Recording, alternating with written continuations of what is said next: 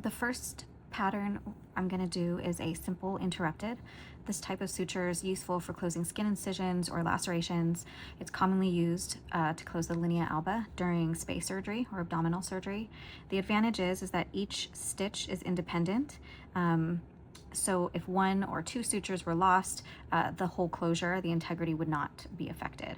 And that's why this is also good to close things like the viscera in the bladder or stomach, where you do not want the whole thing to unravel. So I had one here as an example, and that's what we are going to shoot for. The first thing you want to do, each one should be roughly 5 millimeters apart. So you want to take your first bite on one side, about 3 to 5 millimeters from the tissue end. Take your second bite on the opposite side, equally 3 to 5 millimeters from the tissue edge. I'm going to remove that suture there. Push the needle through, and then I'm going to grab the other side. Careful not to grab the end of the needle where the blade is so that it does not become blunt. You want to keep it nice and sharp. I'm going to pull the suture through, leaving a tail so that we can use that to tie the knot. So for the first knot, I'm going to do a surgeon's throw, which is 2 loops around the needle holder so that it stays tight. And then the ones it's not staying tight, there's quite a bit of tension on this rubber pad.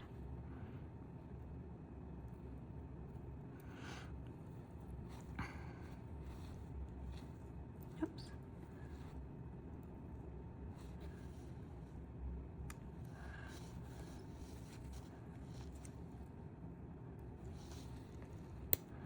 That's 3.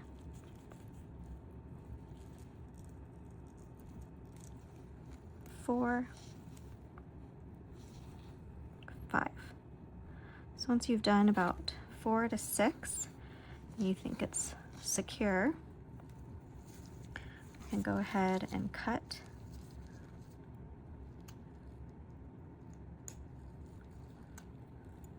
each side. So there is a single interrupted. The next pattern I'll be doing is a simple continuous. These are good to close a long incision quickly. You don't have each individual knots, so you don't use as much suture material, and you're able to go a lot quicker. I won't be, but when you practice, you can. This also minimizes foreign material, meaning fewer knots in the wound as well, and it makes it a very efficient, airtight, watertight seal for the wound. Okay, so the first thing you're going to do is create your first anchor. So you're going to go 3 to 5 millimeters from the tissue edge, pull it through to the other side, ideally also 3 to 5 millimeters from the tissue edge. We're going to pull this through and create a knot before we start. So we're going to leave the tail so that we can create the knot. Again, for the first one, I'm going to do a surgeon's throw since there is quite a bit of tension here. So 2 loops, 2 throws, grab the tail, pull it through.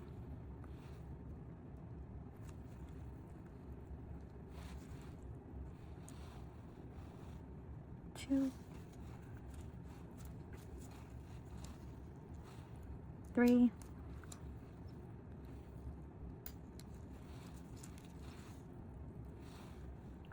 4. Okay, so now we know that is secure. I'm going to go back, get our needle, making sure not to use your fingers, but to use only the needle holder to get control. So now we want to take this 5 millimeters from the last knot, 3 to 5 millimeters from the tissue edge, and we're going to push it through to the other side as well, 3 to 5 millimeters from the tissue edge, and pull it through.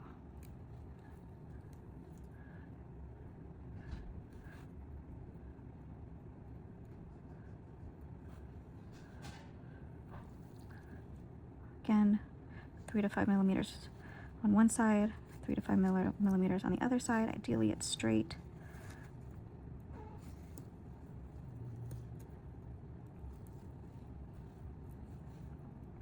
There's a lot of memory on this suture, just kind of making it a little difficult. Okay, 5 millimeters from the last one, 3 to 5 millimeters from the tissue edge to the other side. Oops. Pushing it through.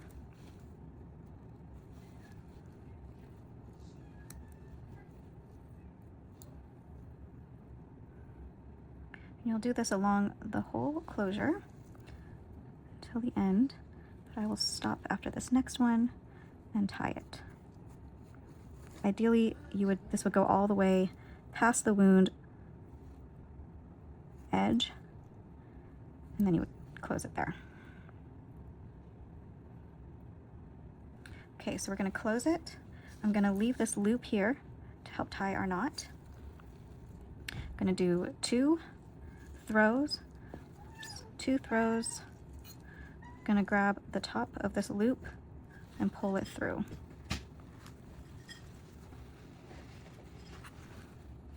And we're going to do 1 throw, top of the loop, and then pull it through. And we'll do this about 4 or 5 times to make sure that this is secure.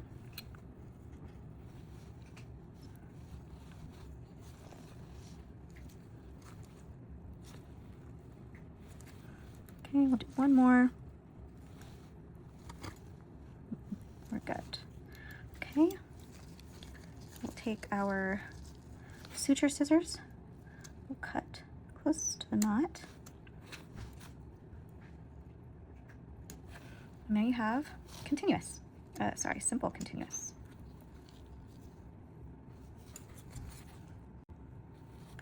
The next suture pattern is a cruciate suture pattern, also known as a cross mattress suture. It is going to create an X. This type of suture pattern is ideal for skin incisions or closing wounds where you want to be fast and where there is generally more tension in the wound. The X figure covers more area, so it is more efficient than a single interrupted, but also still secure since these are cruciate independent sutures. So first, we're going to take a bite from one end, 3 to 5 millimeters. Whoop. Get a better handle on this. All right, sorry about that. I'm going to take a bite from one end, 3 to 5 millimeters. Ideally, each cruciate suture is equally spaced, so roughly 5 millimeters apart. We're going to take it on the other end, 3 to 5 millimeters. Oh my goodness. 3 to 5 millimeters. Okay. Pull this through. And instead of tying it off right away, we're going to leave a bit of a tail and go to the other side. On the other end again, take a bite, and go to the opposite side equally.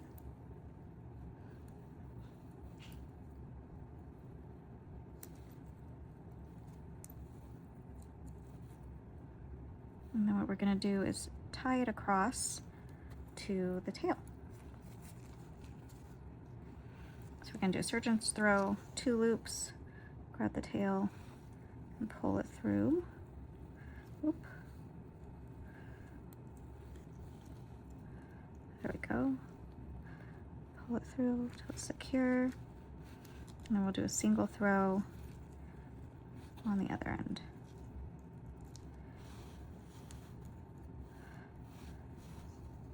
Single throw, I'll do this 3 to 6 times.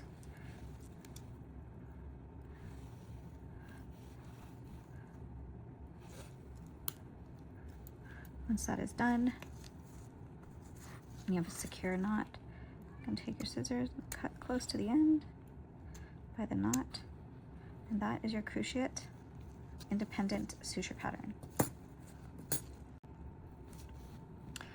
Okay, the next suture pattern we're going to do is called a forward interlocking suture, also known as a lock stitch.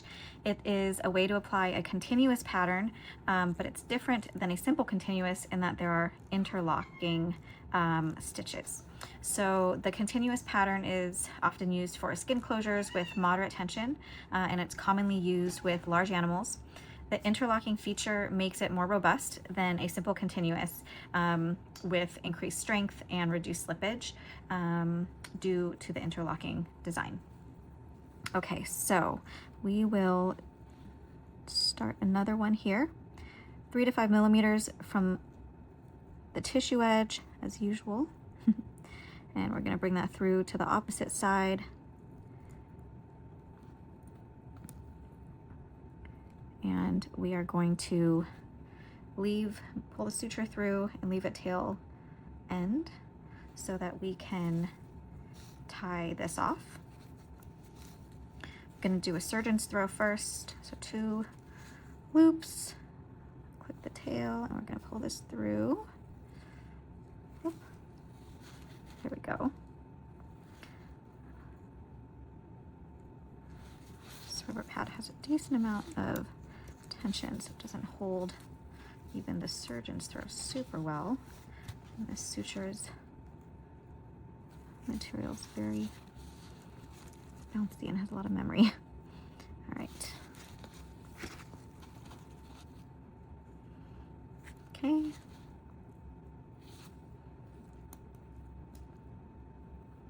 2,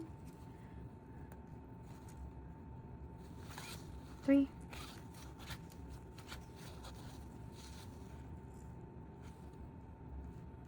4. We'll do one more for good measure.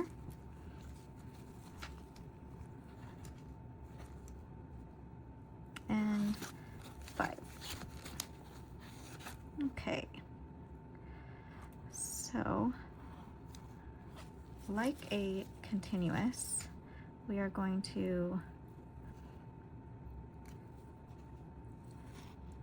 take another bite about 5 millimeters from the last stitch, 3 to 5 millimeters from the tissue edge. Bring it through to the other end. And this time, instead of the needle coming on the outside of this loop right here, it is going to come on the inside. So we're going to bring this through. I'm going to try and get a good handle on it for the next one. And then as you pull this through, you can see the loop that I'm talking about here. So you can see I pulled the suture through the center of this loop versus on the outside. So we're going to pull this, and you'll see it will create our first interlocking. Then with your left hand, you want to hold this tight and take another bite.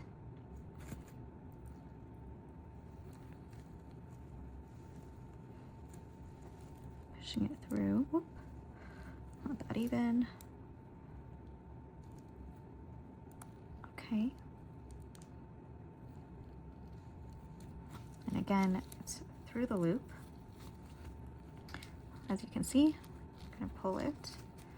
We're going to keep tension with my left hand so that, I need to reposition this.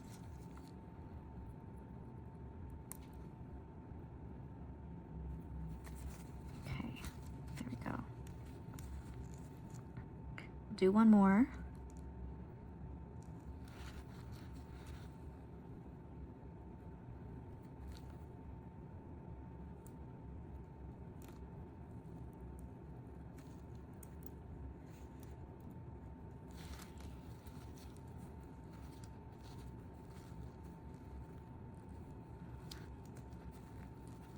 Okay, so you can see we have 3 interlocking stitches. So now let's close this off.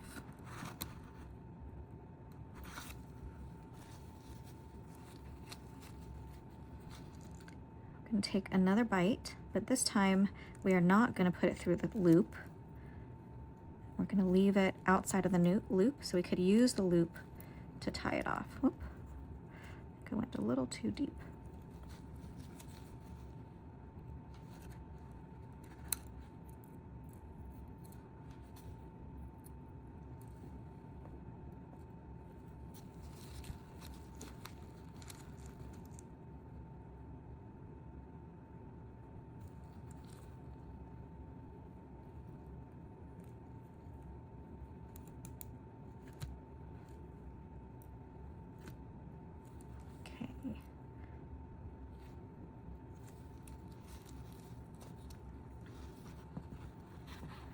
you can see the loop is not.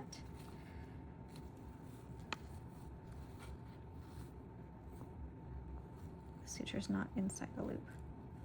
Okay, so we're going to leave that loop, and then we're going to use that to tie this off. So I'm going to do a surgeon's throw again, take that top of the loop here,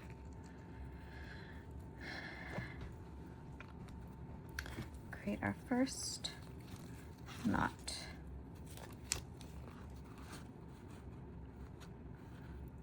Okay. Whoop.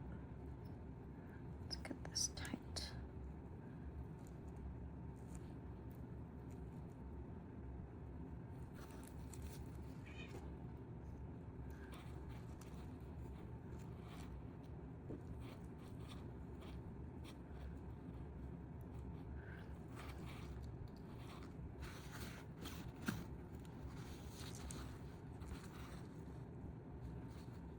Kind of running out of space here on my left side with where I have the phone stand, so not ideal.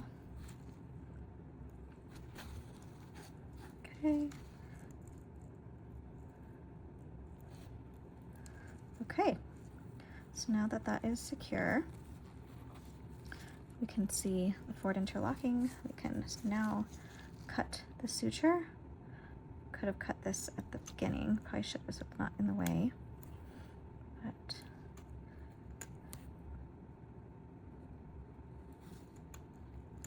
okay, so that is our forward interlocking stitch, our suture. Thank you.